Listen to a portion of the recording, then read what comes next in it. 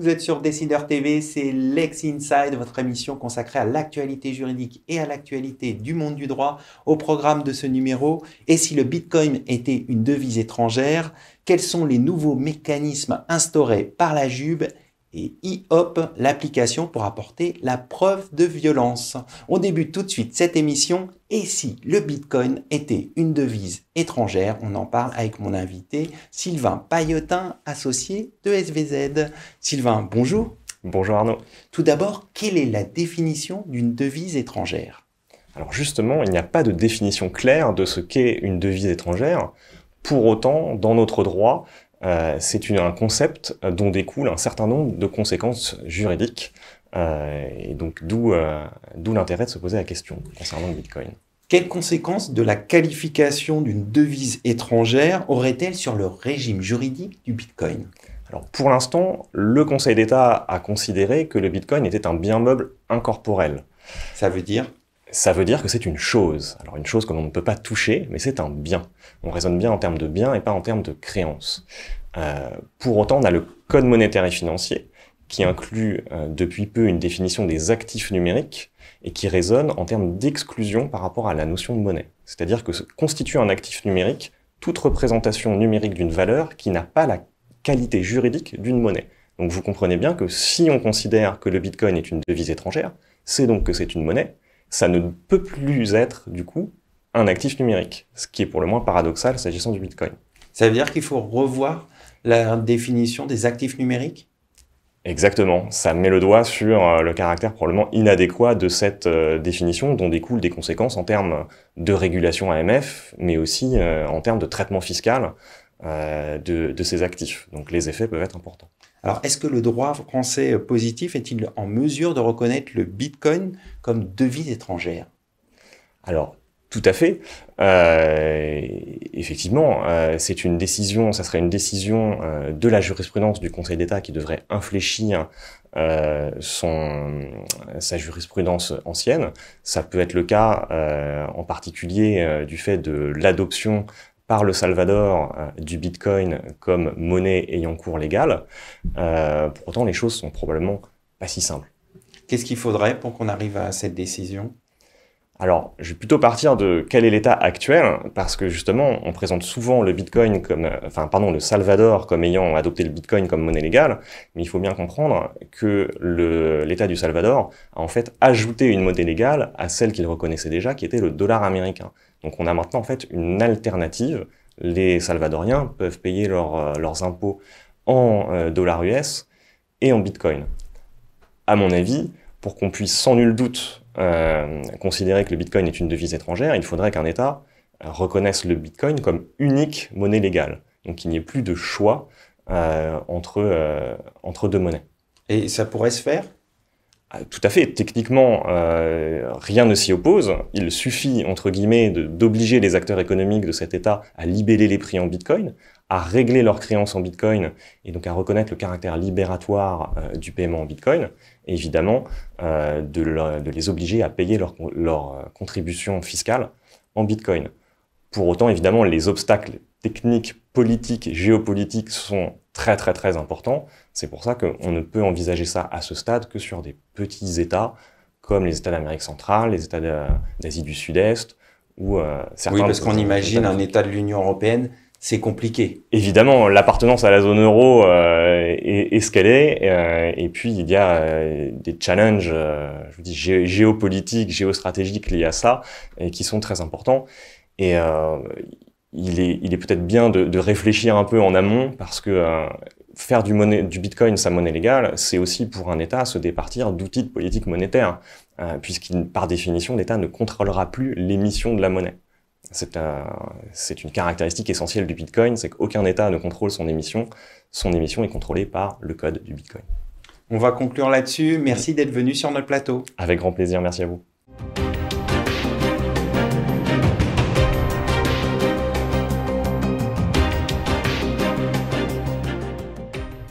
Vous êtes toujours sur Décideur TV, c'est Lex Inside. On va parler de eHop, une application pour apporter la preuve de violence avec mon invité Sandy Becky, présidente de eHop. Sandy Becky, bonjour. Bonjour Arnaud. Pouvez-vous nous présenter l'application eHop ? Donc l'application eHop est une application qui se télécharge sur les plateformes habituelles. Et la première règle, c'est en fait de prendre des fichiers audio, vidéo, photos avec l'application quand on est une victime ou un témoin. C'est très important parce qu'on ne peut pas faire de l'importation de fichiers de son téléphone à l'application.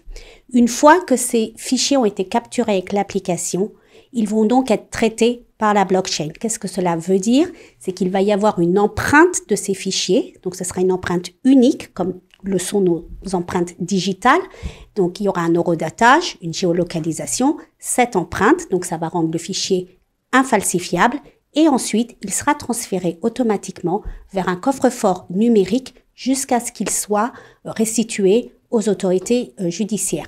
Pour récupérer ces preuves, il faut 2 clés numériques, une qui est générée par le téléphone à la demande et une autre que l'association fournit. Et c'est la combinaison des 2 clés qui va permettre d'ouvrir le coffre-fort numérique de la personne et accéder aux preuves. De quel constat est née cette application ? Alors, le constat, il est né de 2 chiffres, 75%, 30%.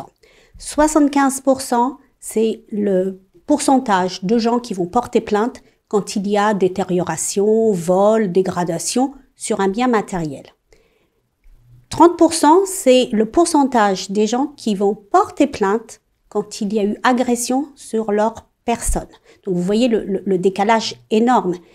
Et pourquoi on a ce décalage? Parce que, en général, dans la grande majorité des cas, les victimes connaissent leurs agresseurs. Et c'est donc, le problème de la preuve. De la preuve, voilà. Donc, à la peur, à la honte, s'ajoute le manque de preuves. Et quand bien même vous avez quand même des victimes qui arrivent à dépasser, on va dire, ces émotions paralysantes, eh bien, quand elles portent plainte, elles n'ont pas forcément des éléments tangibles. Et ce qui se passe, c'est ce qu'on entend partout dans les médias, c'est classement sans suite. Il faut quand même savoir que c'est le cas pour 80% des plaintes de violences conjugales. Aujourd'hui, combien avez-vous d'utilisateurs de cette application? Alors, l'application, elle est installée sur environ 17 000 smartphones aujourd'hui, donc après 2 ans de lancement. Nous l'avons lancé en juin 2020 et on a à peu près 4200 fichiers sécurisés sur des coffres-forts numériques avec cette empreinte blockchain. Et nous savons qu'il y a des fichiers qui ont pu être utilisés, exploités dans une procédure judiciaire, donc qui sont venus alimenter un dossier judiciaire. Quels sont les projets de développement de cette application, les nouvelles fonctionnalités que vous souhaitez développer ? Alors, nous, nos projets de développement, ils dépendent de 2 facteurs. Donc, une demande de nos utilisatrices-utilisateurs et aussi la capacité à financer ces projets de développement. Donc, par exemple, on nous a demandé de pouvoir banaliser l'icône de l'application de façon à ce qu'elle ne soit pas reconnaissable sur un écran d'accueil. Nous avons pu le faire et c'est possible donc pour tous les utilisateurs iOS puisqu'Android ne le permet pas encore. Et dans nos projets de développement à moyen, long terme, on va dire, c'est de pouvoir déclencher l'enregistrement audio à distance, soit directement de l'icône sur l'écran d'accueil, soit en connectant l'application justement à un objet connecté. Bon, ça demande un peu plus de développement, ça a un certain coût, donc nous sommes en attente de soit mécénat technologique, soit mécénat financier pour faire ça. Est-ce que vous travaillez avec les autorités, que ce soit la police ou la justice, pour justement faire valoir cette application et l'améliorer aussi ? Nous avons, dans sa conception, donc quand elle n'existait pas, nous avons collaboré avec des unités de gendarmerie pour concevoir l'application. Alors aujourd'hui, nous collaborons avec certaines gendarmeries, certains commissariats, certaines, on va dire, parties prenantes de la chaîne judiciaire. Donc ça, c'est un peu en fonction de l'appétence à quelque chose d'innovant comme ce dispositif et nous espérons développer ce type de collaboration, bien sûr. On va conclure là-dessus. Merci d'être venu sur le plateau de Lex Inside. Merci de nous avoir reçus.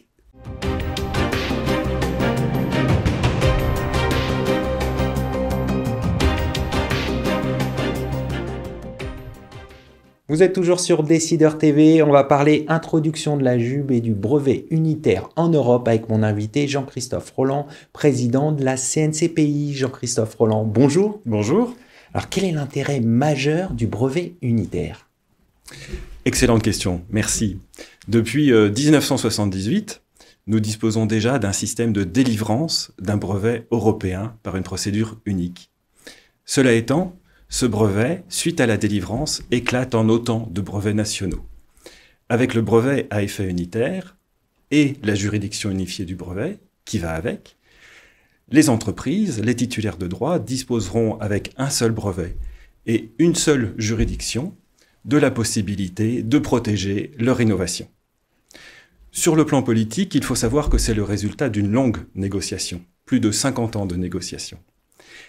Et si l'on peut estimer que le système actuel a fonctionné, c'est parce que, enfin, les pouvoirs publics, les titulaires de droit et leurs conseils se sont mis autour de la table pour négocier et trouver la meilleure solution.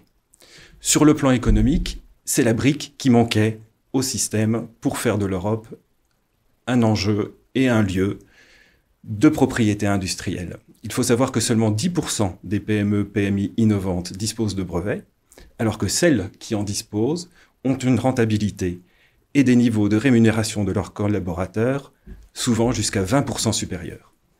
À quels enjeux répond la création de la JUB ? D'abord, un enjeu d'uniformisation. Aujourd'hui, les décisions de justice sont prises de façon indépendante d'un pays à l'autre. On a donc un réel souci en Europe de discordance de la jurisprudence. Et ça nuit à l'attractivité de notre système. Là, ça va permettre d'harmoniser. Absolument. Et on a pu voir qu'en termes d'attractivité, ceci a eu un fort impact, par exemple aux États-Unis, à partir du moment où ils ont mis en place leur cour d'appel unique, la CAFC. La jurisprudence s'est harmonisée, le montant des dommages et intérêts a fortement augmenté. Tout ceci a bien naturellement contribué à l'attractivité du système. La même chose en Chine, où à partir du moment où les pouvoirs publics chinois ont mis en place un système judiciaire particulièrement structuré, le contentieux et le système des brevets, y compris le nombre de dépôts de brevets, a explosé, puisqu'on est maintenant à plus d'1,5 million de dépôts de demandes de brevets en Chine. Et les grands contentieux, par exemple Apple, Samsung, se sont faits où ça ? En Amérique du Nord et en Asie. Est-ce que ça veut dire qu'on sera plus compétitif en termes d'innovation par rapport aux États-Unis ou la Chine ? Qu'est-ce qu'on peut attendre de ce système ? C'est exactement ce qu'on peut espérer. La propriété intellectuelle, c'est d'abord un outil, et en particulier les brevets, pour favoriser l'innovation. C'est ce que disait la Commission européenne. Avec la juridiction unifiée du brevet et avec le brevet unitaire, il faut espérer attirer l'innovation, attirer les investissements, attirer les talents et les retenir. D'un point de vue plus local, il est intéressant de savoir que l'Office européen des brevets a généré plus de 4 milliards d'euros pour l'économie bavaroise. L'Office européen des brevets est basé à Munich. Également pour Alicante, qui reçoit l'office compétent en matière de marques communautaires et de dessins et modèles communautaires, il y a plus de 2000 collaborateurs qui travaillent à Alicante.